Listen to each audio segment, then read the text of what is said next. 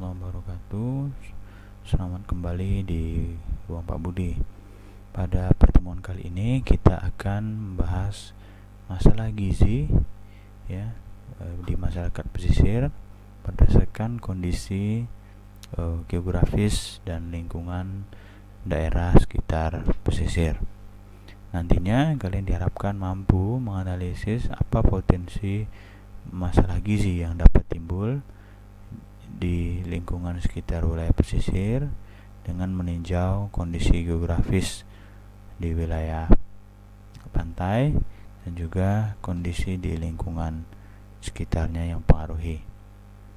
Ini adalah materi pada pertemuan kali ini, yaitu bagaimana karakteristik geografis, karakteristik lingkungan daerah pesisir pada umumnya, ya, kemudian malnutrisi gizi apa yang mungkin terjadi pada masyarakat pesisir jika ditinjau dari lingkungan dan kondisi geografisnya.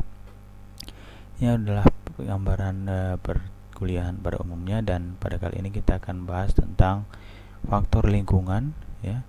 Nanti kita akan membahas item-item yang ada di warna ungu ini. Nah, pertama adalah karakteristik geografis di daerah pesisir. Mana kita tahu daerah pesisir itu adalah daerah yang berbatasan dengan laut, ya. Nah, jadinya kita penting untuk mengetahui apa yang terkandung dalam air laut itu. Pertama, kita akan menilai dari sisi kandungan zat kimia di dalamnya. Nah, ternyata air laut asin itu karena mengandung 3,5% garam, ya, artinya dalam 1 liter air terdapat 35 gram garam. Nah, jadi dengan kata lain, jika meminum air laut maka kadar garam dalam tubuh kita akan meningkat, ya. Sodium atau dalam lain adalah natrium yang berlebihan itu, ya, semua yang berlebihan akan dikeluarkan, diekskresikan, ya, dan dengan bantuan ginjal. Jadi semakin banyak yang harus dikeluarkan, maka ginjal juga akan bekerja lebih keras. Semakin banyak garam yang harus dikeluarkan, maka semakin banyak pula air yang dibutuhkan untuk membantu ekskresi. Nah, adapun jika terlalu banyak dapat menimbulkan efek toksik. Dan faktor lainnya lagi, zat kimia komposisinya di air laut itu dapat berubah jika salah satunya dipengaruhi oleh faktor perubahan cuaca atau climate change. Ini adalah gambaran kandungan air laut, ya. Jadi kira-kira dari yang warna ungu itu air lautnya secara umum, ya, dan diambil sedikitnya saja, ya, itu 3,5% dari semuanya itu adalah garam. Dan dalam kandungan garamnya itu, dari air asinnya tadi itu, ternyata isinya bukan hanya garam, tapi ada juga klor, ada sulfat, ada kalsium, magnesium, dan lain. Artinya dia kaya dengan zat mikronutrien. Tapi jika terlalu banyak, dia juga tidak baik, ya. Dapat dilihat di sebelah kanan di sini, ya, bahwa komposisi dari total garam yang 3,5% tadi tidak semuanya natrium, tapi juga ada klor, ada sulfat, ada magnesium, kalsium, dan lain-lain, ya. Nah, ini adalah bentuk-bentuk air, ya, keasinan air, salinity, ya, bahwa fresh water skornya adalah 0 sampai 5. Ini bisa diminum, ya. Yang kedua adalah tentang secara biologi, ya. Kita bahas tentang mikroorganisme dalam air laut. Pada umumnya makhluk hidup yang ada di dalam air laut itu membentuk suatu ekosistem dan rantai makanan. Ada yang sebagai produsen, ada yang bahkan tingkat konsumen paling tingginya, predator, ya. Jadi dia membentuk suatu ekosistem yang sudah sebenarnya stabil, ya, jumlahnya. Namun ekosistem tadi dapat berubah sebagaimana halnya zat kimia, ya, salah satunya oleh faktor polusi, ya, pencemaran lingkungan. Misalnya pada masyarakat pesisir yang tidak menjaga alamnya, bahkan melakukan pencemaran terhadap air laut akibat gaya hidup yang tidak sehat, sampah rumah tangga dibuang semua ke laut, ya, itu juga akan mempengaruhi komposisi mikroba di dalam air laut, ya. Dapat pula tidak hanya bakteri tapi bisa juga virus maupun parasit. Ya, salah satu diantaranya ada bisa Escherichia coli, Vibrio cholera, Giardia, Lamblia, hepatitis A virus dan lain-lain. Jadi masing-masing ini nantinya dapat menimbulkan penyakit yang mampu mempengaruhi kondisi gizi seseorang. Yang kedua, kita tinjau dari karakteristik lingkungan di daerah pesisir. Kalau tadi kita bahas adalah tentang apa yang sudah ada memang di laut itu, sekarang kita bahas lingkungan sekitar wilayah pesisir. Nah, kita tahu ada wilayah pesisir pantai yang jadi tempat wisata, ada pula yang masih sangat alami, jadi sangat bervariasi. Ya, namun yang perlu kita tinjau di sini salah satu diantaranya, beberapa diantaranya, pertama, misalnya ketersediaan fasilitas publik. Apakah di daerah situ tadi, di daerah pesisir sudah tersedia air bersih untuk makan dan minum, ya, dan juga untuk mandi, ya, atau bahkan bersuci, ya, seperti mandi, ya, buang air dan lain-lain. Kemudian apakah ada sarana untuk buang air besar, jamban, apakah ada di rumah masing-masing atau jamban umum, dan bagaimana pembuangannya.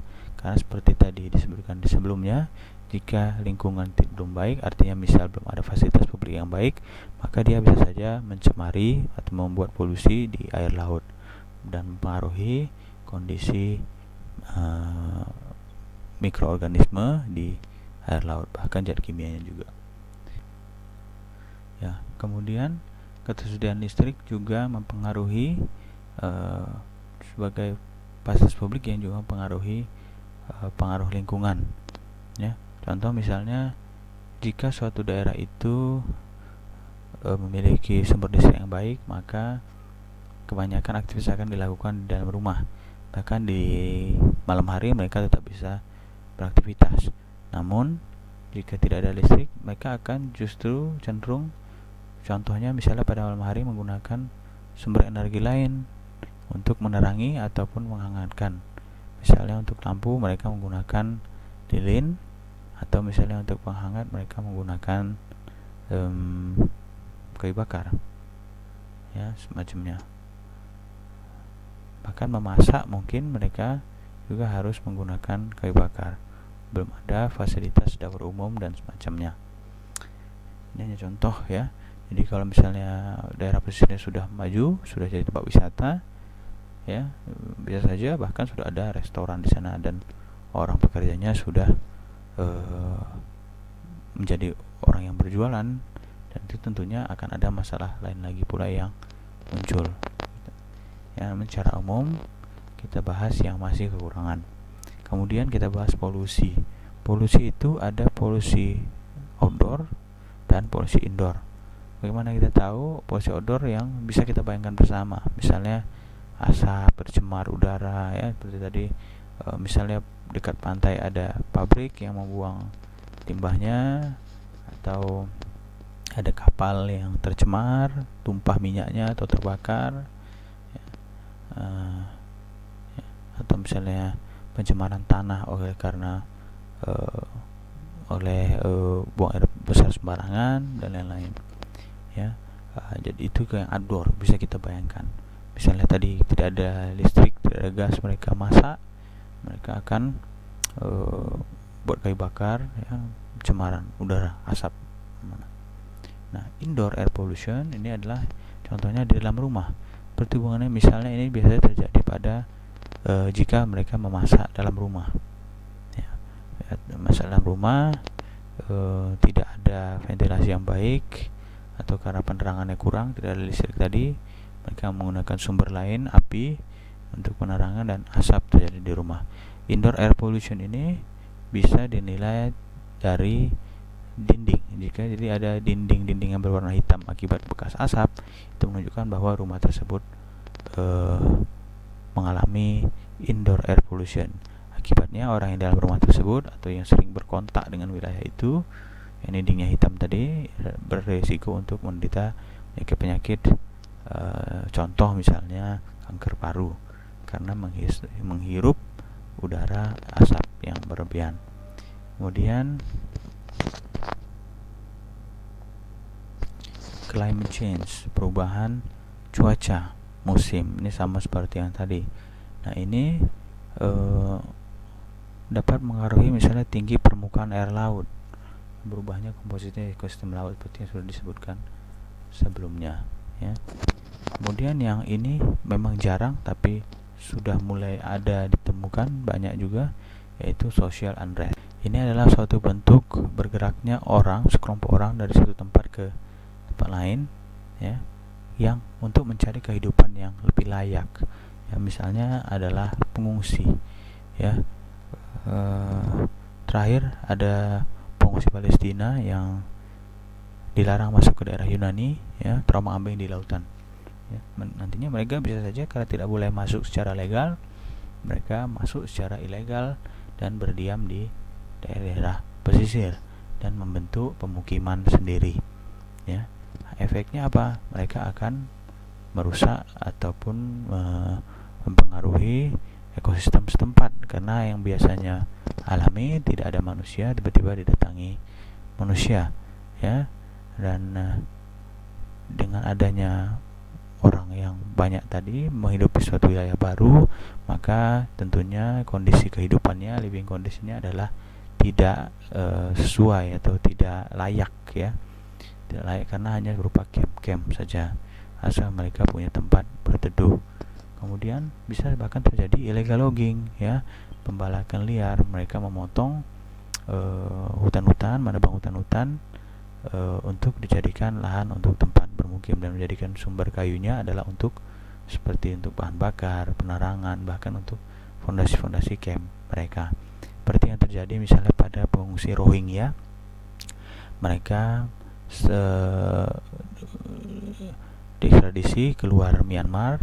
Terakhir negara yang dituju paling dekat salah satunya adalah Bangladesh. Gini, Bangladesh, ya, walaupun bukan daerah pesisir namun konteksnya sama, ya. Di Bangladesh, hutan di Bangladesh habis oleh karena banyaknya pengungsi yang memotong hutan kayu di pohon di Bangladesh sehingga hutannya habis untuk dijadikan lahan untuk bermukim, dan kayunya juga dipakai untuk bahan bakar dan lain-lain.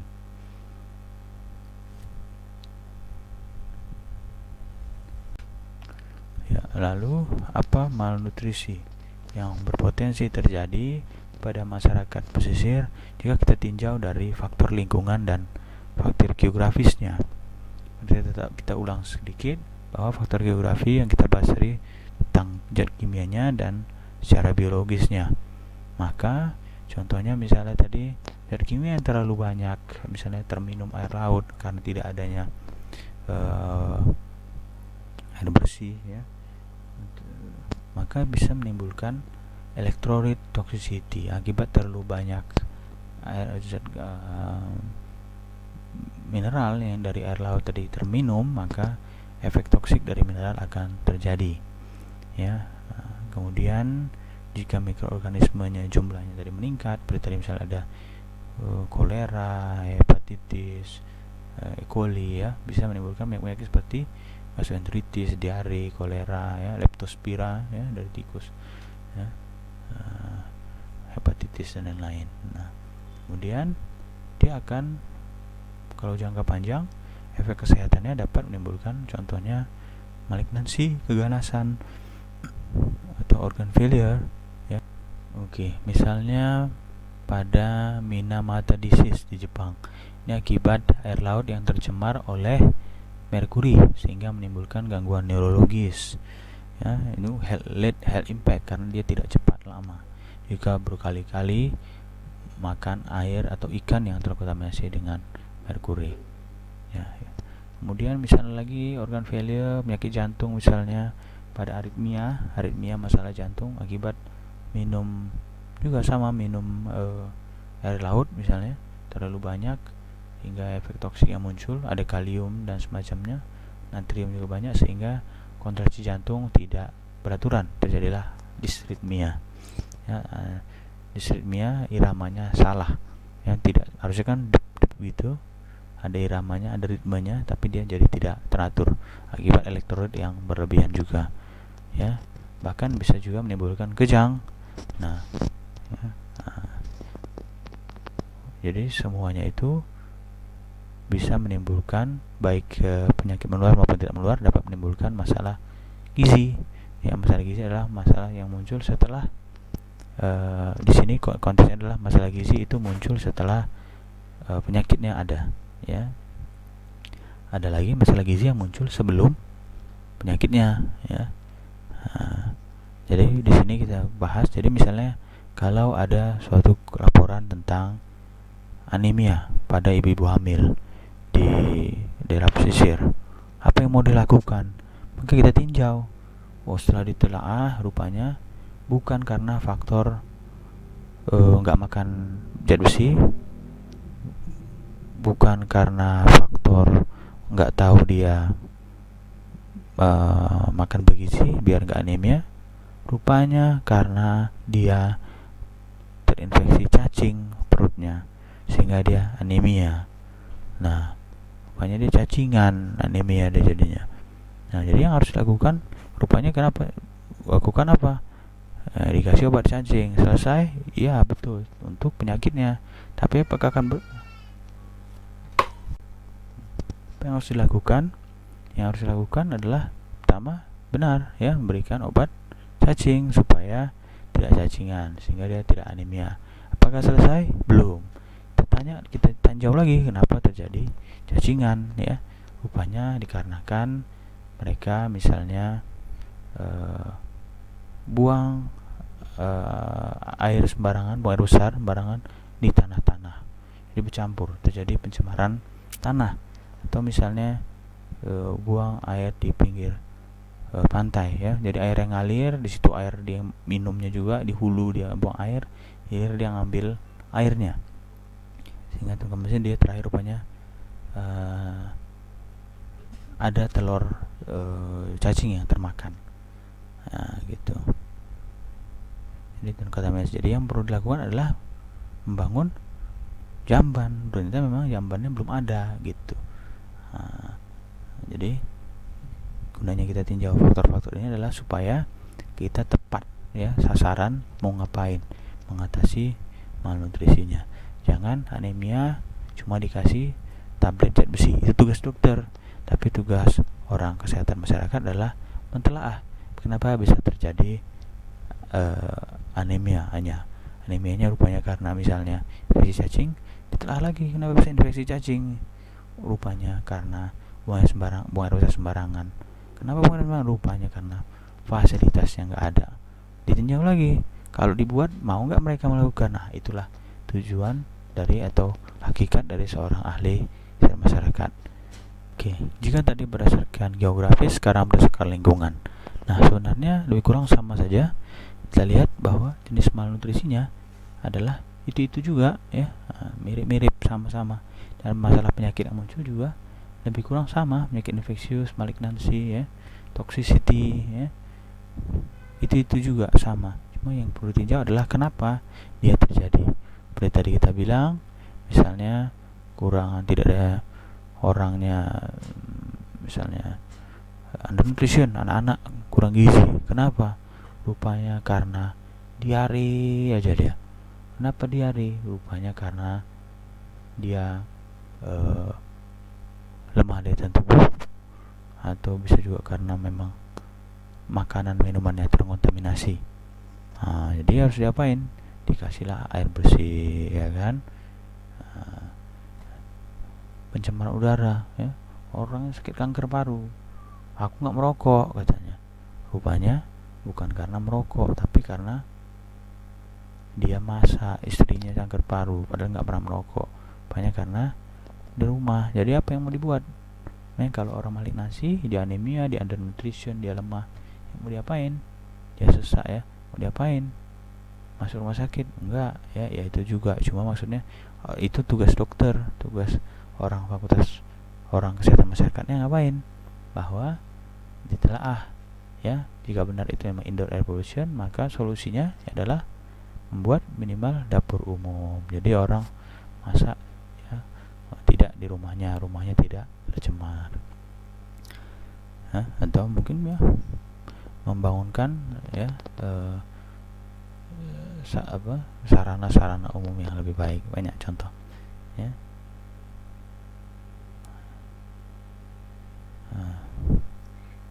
Camp refugees ya, camp pengungsi ya, inilah yang terutama paling berpotensi mengalami masalah kesehatan, juga masalah gizi, karena mereka hidup yang tidak layak, mereka hidup apa adanya ya. Jadi sama, mau diapain mereka ini ya, tidak hanya cukup sekedar banyak pengungsi kurang gizi dikasih gizi, tidak, tapi mereka sudah layak diberikan kehidupan yang lebih layak. Bagaimana dan bagaimana itu adalah orang kesehatan masyarakat. Bahkan bisa ditinjau juga tentang kesehatan mentalnya untuk para refugees ini. Jadi banyak yang bisa dilakukan. Jadi sudah diingatkan bahwa orang kesehatan masyarakat bukan menangani direct ya, dehidrasi kasih air cairan, bukan, kurang gizi dikasih gizi, bukan itu, tapi mentelaah, berpikir untuk mencari akar masalahnya dan merencanakan apa yang harus dilakukan sebaiknya.